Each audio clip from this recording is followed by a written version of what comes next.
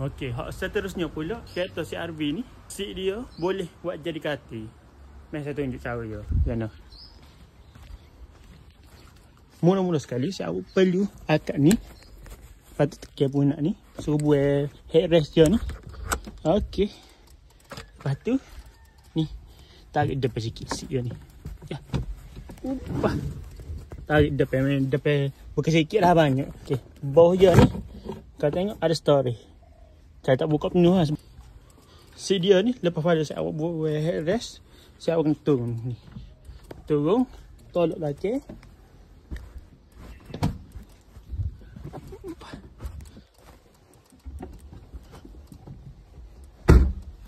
Okay, sampai dia bunyi kekak gitu. Turun belakang ni. Tengok, saya boleh tengok. Dia punya seat memang flat. Apa tak? Lepas tu, kalau nak boleh selesa lagi. Ni, ada punak bawah ni.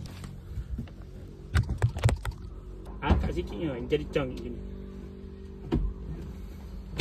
Okey, cangkik gini saya awak potong lagi. Dah jadi katil. Itulah kelebihan. Saya tekan mula-mula beli pun saya tak tahu dia punya ni, dia punya door handle belakang ni panjang sampai belakang. Dua buah panjang. Saya ingat kau macam aksesori tambah berapa kau memang panjang belakang tu. Okey, function dia sini. Contohlah kalau awak nak pergi camping kau gapo kau. Kalau awak nak kering baju boleh kering dan ni. Kalau lah kan nak kering baju ataupun ada nak tak baju apa pun boleh tak belakang ni. Pasal lagi kalau macam kereta hot version, tak silap saya version hot tak ada airbag sini. Dia ada macam sini macam ada handlebar.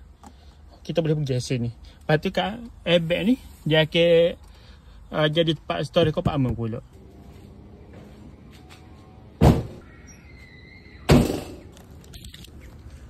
Okey, beres. Itu saja video daripada saya hari ni pasal kereta CR-V ni. Jangan lupa untuk like, komen benda-benda apa saya tahu, ataupun benda-benda awak nak tanya pasal kereta ni setakat mana saya guna selama sebulan. Okey, boleh komen gapo hok punah setakat ni. Okey. Itu saja daripada saya. Jangan lupa like, komen dan share video ini seperti mana anda gembira share fitnah orang lain.